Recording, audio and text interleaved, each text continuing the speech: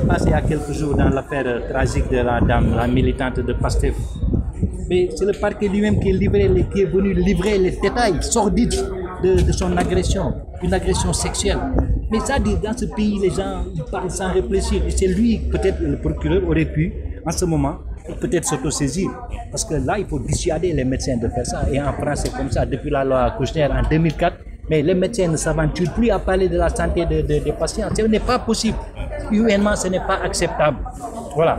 Et c'est un secret qu'il dit tous les médecins.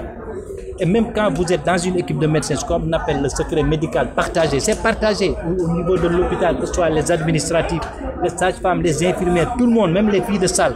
Mais un secret est fait pour être gardé. On ne peut pas divulguer un secret médical comme ça et rentrer tranquillement chez soi le soir. C'est ça qui n'est pas normal. Mais la famille ne m'a pas donné d'instructions pour le médecin. Si, parce que nous, vous savez, il y a moi, je ne vais pas dire, j'ai un paquet de certificats médicaux, de résumés médicaux qui prouvent qu'à son entrée, à son admission dans le service, mais il était dans le coma.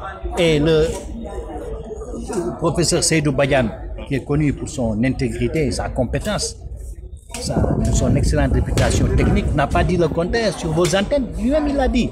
Mais moi, c'est à la faveur de l'entretien qu'il vous a accordé à Seneweb que j'ai fait décrypter cet entretien et c'est dont je vous ai donné lecture tout de suite.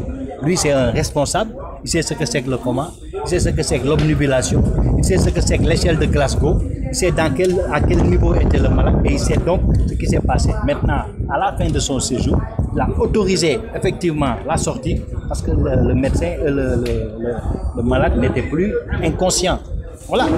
Ce qui est sur le traumatisme crânien qu'il a fait admettre, l'a plongé dans un état comateur. Maintenant, il y a beaucoup de degrés. Il y a le coma végétatif, il y a le coma profond, il y a le coma semi-profond. Mais toujours est-il que quand quelqu'un vient dans votre service, il dort, à tous les tests, il ne réagit pas, il ne parle pas, ses yeux sont fermés. Au moment où il commence à émerger, il n'a même pas le sens de la réalité, il ne connaît pas le nom de son papa, de sa maman, de ses deux épouses. Mais comme si ce n'est pas le coma, qu'est-ce que c'est? Voilà, c'est exactement ça. Et le médecin n'a jamais pris cette responsabilité. Écoutez, cette procédure-là, même sans plainte, le procureur de la République s'est saisi. C'est une infraction qui a été commise sur l'espace, sur la voie publique, à la sortie d'un bar.